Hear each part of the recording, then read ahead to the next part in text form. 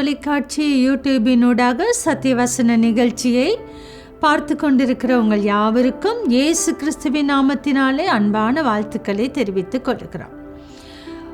எங்களுடைய வாழ்க்கையில் ஒவ்வொருவருக்கும் ஒவ்வொரு அழைப்பு உண்டு. விசேஷமாக கிறிஸ்தவ பிள்ளைகளாகிய ஆண்டவரால் நேசிக்கப்படுகிற ஜனக்கூட்டமாகிய எங்களுக்கு ஆண்டவர் எங்களை ஒவ்வொரு விதமாக அழைத்திருக்கிறார். இந்த அழைப்பானது ஒவ்வொருவருக்கும் வித்தியாசமானதாக காணப்படலாம்.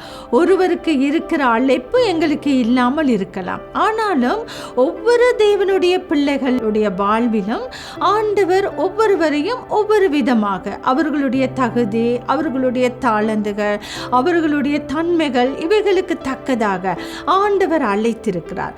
அழைப்புகள் வித்தியாசமாயிருப்பது உண்மைதான். வித்தியாசமான முறையிலே ஆண்டவருடைய அழைப்புகள் எங்களுடைய வாழ்க்கையில் இருக்கலாம். ஆனாலும் பிரியமானவர்களே, எங்களுடைய வாழ்க்கையில் இந்த அழைத்திருக்கிற கர்த்தர் எங்களை எதற்காக அழைத்தாரோ, எதை செய்யும்படியாக எங்களுக்கு கட்டளை கொடுத்திருக்கிறாரோ, அந்த அழைப்புக்கு, அந்த கட்டளைக்கு நாங்கள் கீழ்ப்படுகிற மக்களாக இருக்க வேண்டும் என்பது தான் ஆண்டவருடைய சித்தமும் விருப்பமுமாய் இருக்கிறது. நாங்கள் ஒவ்வொருவரும் அழைக்கப்பட்ட அழைப்பிலே நிலைத்திருக்க வேண்டும். அவருடைய சித்தத்தை நிறைவேற்ற வேண்டும். எங்களுடைய அழைப்பின் இலக்கை நோக்கி, அந்த அழைப்புக்கு தக்கதாக எங்களுடைய வாழ்க்கையில் நாங்கள் நடந்து போவது மிகவும் முக்கியமானதாக இருக்கிறது. இந்த அழைப்புகள் எல்லாம் எங்களுடைய பெருமைக்காகவோ அல்லது எங்களுடைய தகுதிக்காகவோ அல்லது எங்களை மேன்மைப்படுத்தி கொள்வதற்காகவோ பாவிக்கின்ற காரியங்களுக்காக ஆண்டவர் எங்களை அழைக்கவில்லை. இந்த ஆண்டவருடைய அழைப்பு வித்தியாசமாக, மேன்மையாக, சிறப்பாக எங்களுடைய வாழ்க்கையில் இருக்கின்றது. அந்த அழைப்பின் ஊடாக நாங்கள் ஒவ்வொருவரும் ஆண்டவருடைய நாமத்தை மகிமைப்படுத்தும்படியாகத்தான் அழைத்திருக்கிறோம். இந்த நாட்களிலே நாங்கள் பார்க்கும் பொழுது, வேதாகமத்தை நாங்கள் வாசிக்கும் பொழுது, ஆண்டவர் பலரை பலவிதமாக அழைத்திருக்கிறார். பெயர் சொல்லி அழைத்திருக்கிறார். சிலரை விசேஷித்தமாக பெரிய காரியங்களை செய்வதற்காக அழைத்திருக்கிறார்.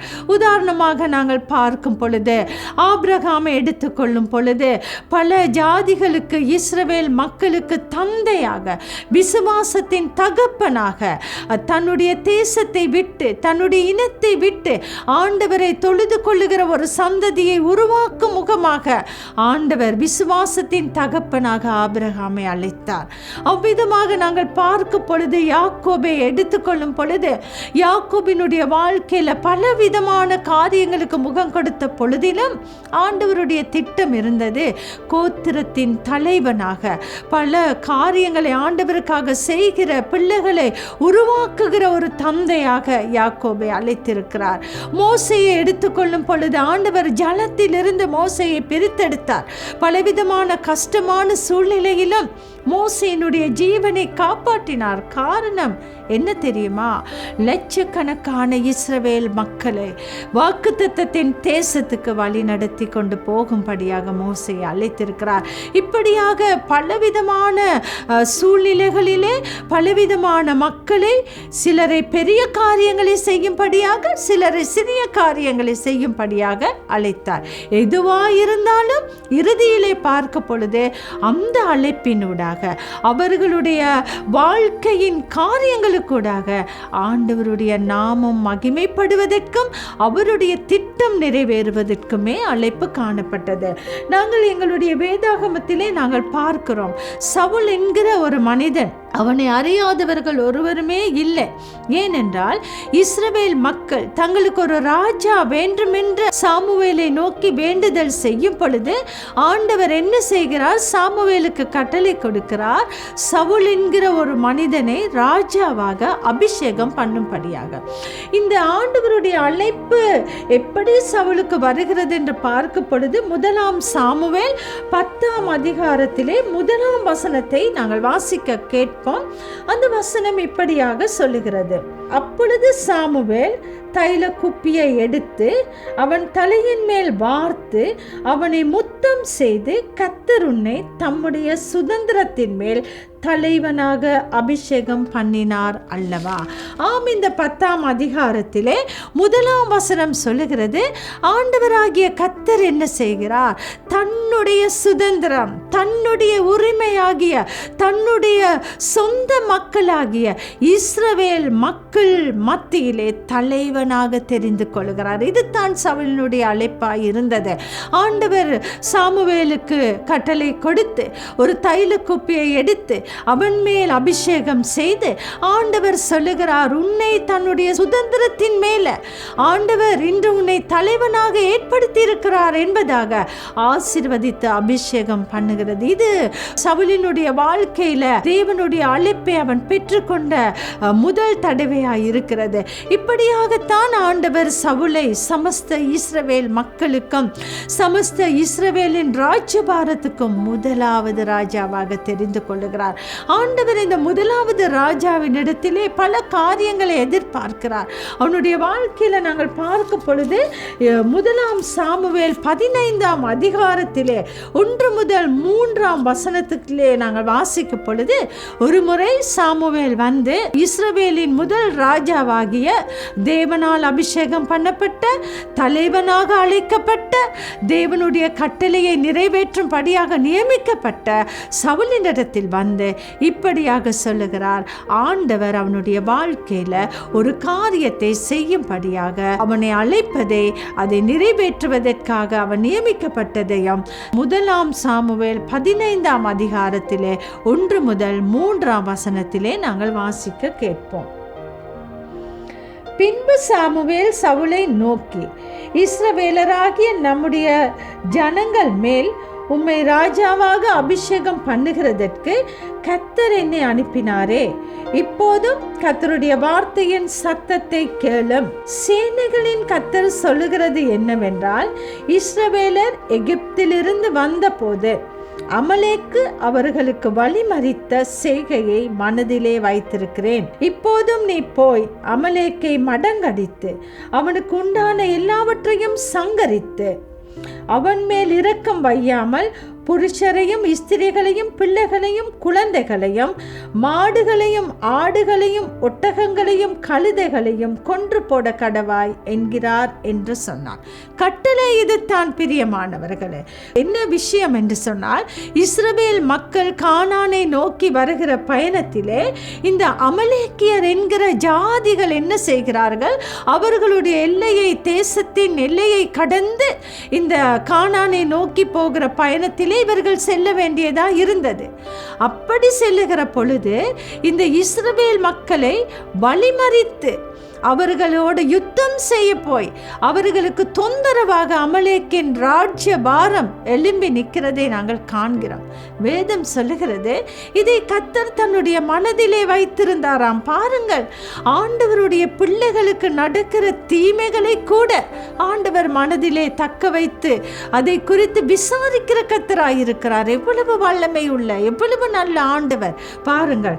இப்பொழுது இந்த சவுலை ஆண்டவர் அழைத்த அழைப்பின் சமஸ்த இஸ்ரவேல் ராஜ்யபாரத்தின் ராஜாவாக, தலைவனாக அழைக்கின்ற பொழுது ஆண்டவர் சாமுவேலுக்கு கட்டளை கொடுக்கிறார், இந்த சவுலிடத்திலே போய் இந்த அமலேக்கினர் என்னுடைய ஜனங்களை வழிமறித்து அவர்களுக்கு தொந்தரவு செய்தார்கள்.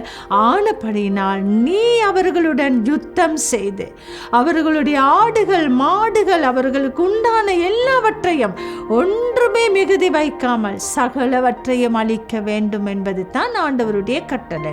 ஆம், சாமுவேலின் ஊடாக இந்த கட்டளையை பெற்றுக்கொண்ட சவுல் பின்வாங்கவில்லை, கீழ்ப்படிந்தான். அவன் யுத்தத்துக்கு சென்றான். ஆனாலும் பிரியமானவர்களே, நாங்கள் அந்த அதிகாரத்தை நாங்கள் முழுமையாக வாசிக்கும் பொழுது அங்கே நாங்கள் பார்க்கிறோம், சவுல் யுத்தம் செய்ததும் உண்மை, ஆண்டவருடைய கட்டளைக்கு கீழ்ப்படிந்து ஜனங்களுடன் யுத்தத்துக்கு சென்றதும் உண்மை. ஆனாலும் அவன் என்ன செய்தான்? யுத்தத்திலே ஆண்டவருடைய கட்டளை அவன் நிறைவேற்றவில்லை. ஆண்டவர் அந்த கொடுத்த கட்டளை என்னவென்றால், எல்லாவற்றையும் நிர்மூலம் பண்ண வேண்டும். ஒன்றையும் மிகுதியாக வைக்க முடியாது.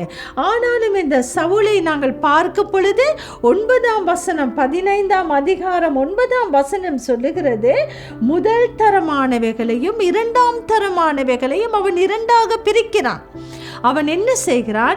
முதல் தரம் 2ஆம் தரமானவைகளை பிரித்து உதவாதவைகளையும் பிரயோஜனமற்றவைகளையும் அவன் என்ன செய்கிறான்? முழுமையாக அழித்து விடுகிறான்.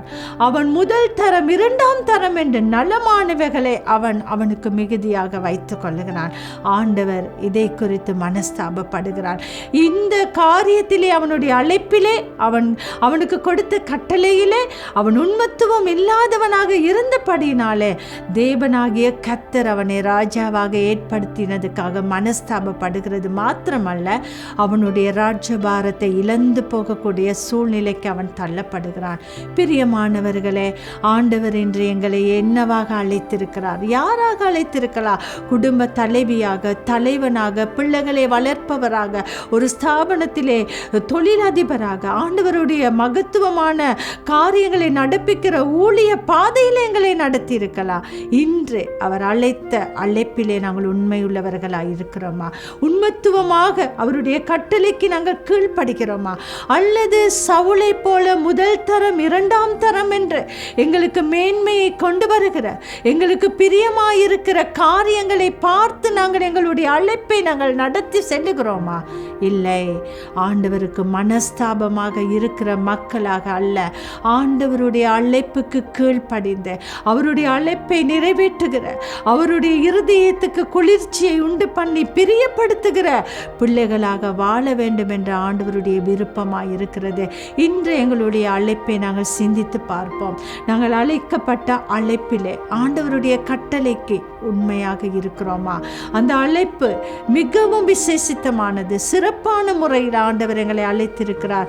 அந்த அழைப்பை நோக்கி நாங்கள் ஓடுவதற்கு நாங்கள் அழைக்கப்பட்டிருக்கிறோம் என்று சொன்னால், நாங்கள் எங்களுடைய கண்களுக்கு தெரிகின்ற, எங்கள் இருதயத்துக்கு பிரியமான, எங்களுக்கு மாம்சத்துக்கு பிரியப்படுத்துகிற, எங்களுடைய சித்தத்தின்படி ஓடுகிற அழைப்பிலே இருப்போம் என்று சொன்னால், அதை விட்டு நாங்கள் ஆண்டவருடைய கரத்துக்கு எங்களை அர்ப்பணித்து நாங்கள் சொல்லுவோம், ஆண்டவரே, நீங்கள் அழைத்த அழைப்பு, நீங்கள் என்னை குறித்து வைத்திருக்கிற எதிர்பார்ப்பை நான் நிறைவேற்றுகிற ஒரு மகனாக மாறுவதற்கு எனக்கு உதவி செய்யுங்கள் என்று நாங்கள் ஆண்டவரிடத்தில் கேட்போம். ஆண்டவர் எங்களுக்கு உதவி செய்ய வல்லமை உள்ளவராயிருக்கிறார்.